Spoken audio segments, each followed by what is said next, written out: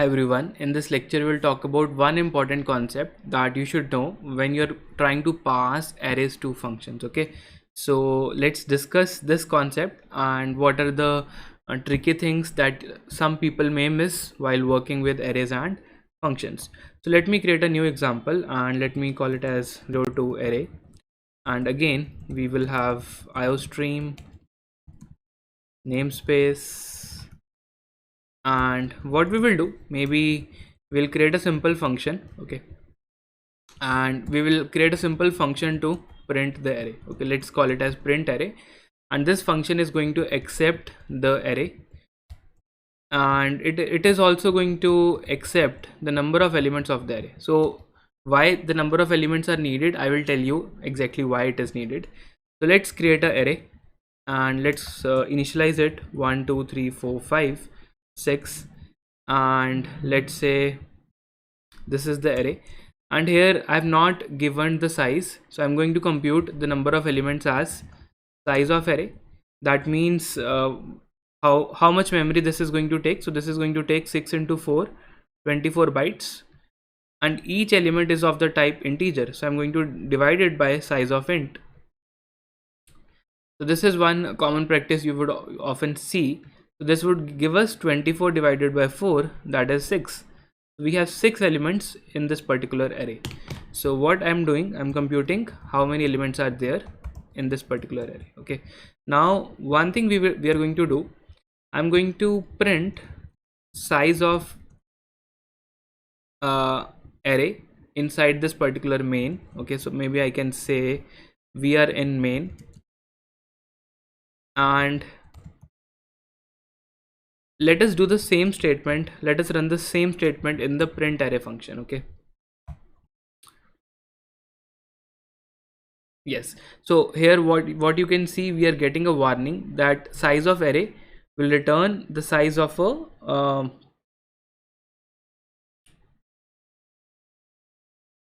this array argument, and I will tell you what this is going to be. So despite the warning, we are going to run the code because it's a warning, it's not a compilation error. So what I'm going to show you, we are inside function. Okay. So despite the warning, we are going to run the code, and let me show you. This is 0 to array, and here we are getting inside main, and the size of the array is 24, which is fine. We also should call this function print array, and here we are saying, okay, take in this array and tell us the size of this array. So now you can see inside main the size is 24, inside function the size is 8. Now can you think of why this is happening? Why this is happening? The reason is inside main we actually have an array. Okay, so inside main we actually have an array, but inside the function we don't have an array, we just have the address of the array. Okay, we only have the address of the array. So these addresses are stored in the form of variables known as pointer variables, and these variables have a size of 8 bytes, and this array will have a size of, depending upon how many elements we have. So in this case it is 6 into 4, that is 24 bytes. Okay, so one thing I want to tell you is, if you do something like this, if you print the array here, you can simply do for int I equal to 0, I less than n, I plus plus. Okay, and you can just see out array of I. So this is going to work. This will work fine. This we have already seen. We know n is 6. This loop will work fine. But if you do a similar thing here, so if you try to print this array here, okay, let me show it to you. This will not work as expected. Okay, this will not work as expected. So we are printing this array inside main, and we are also printing this array inside a function. So let's try to run this, and you can see inside main we are getting all the 6 elements. Inside function we are just getting the 2 elements. The reason is we don't have the correct value of n here. We don't know what is the number of elements here. Okay, so what is happening is, let me show you. So what actually happened is, when you created this array, so this main has its own local memory.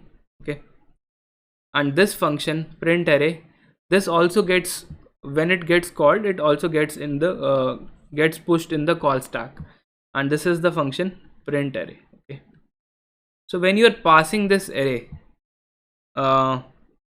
here to here, okay, this does not happen by pass by value, this happens by pass by reference. Okay, so instead of passing the array, you are actually passing the address. So this variable is actually the address of the array. So inside main, you actually have the array that is located. So this size is 24 bytes. But when you're passing this array, you are, let's say this address is 100. So you're only storing this address here. And this box occupies 8 bytes. When you try to compute the value of n, that is size of array. So here this array is only of the size 8 bytes. Divided by size of int, that is 4. So you get this size as 2. And here you get 24 divided by 4, that is 6.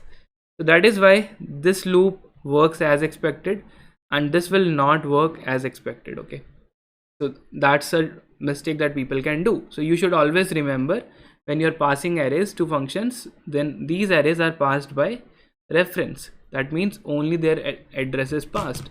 Another change you can make in the syntax is, to make it more explicit, you can use a star here. That means it is a pointer variable. It's not the array, it's a pointer variable. So both the previous syntax and this syntax are same. You can either use this or you can use this when you're passing an array to a function. Okay, so let's build our code, and let me show you again that this works in a similar manner. Now what may happen is, now you want to actually print the array inside a function. So what you should do is, instead of computing the value of n here, okay, what you should do, you should accept the value of n as an input from main, because main knows what is the correct size of the array. So you should pass n here, and now if I run the code, you will see both main and the function are giving us the correct output. Okay, so one more thing we can do is, maybe I can say, let me update array of 0 equals let's say 100. Okay, and now what I will do, I'll first call this function and then I will print inside main. Okay, then I will print inside main. So I've changed the order.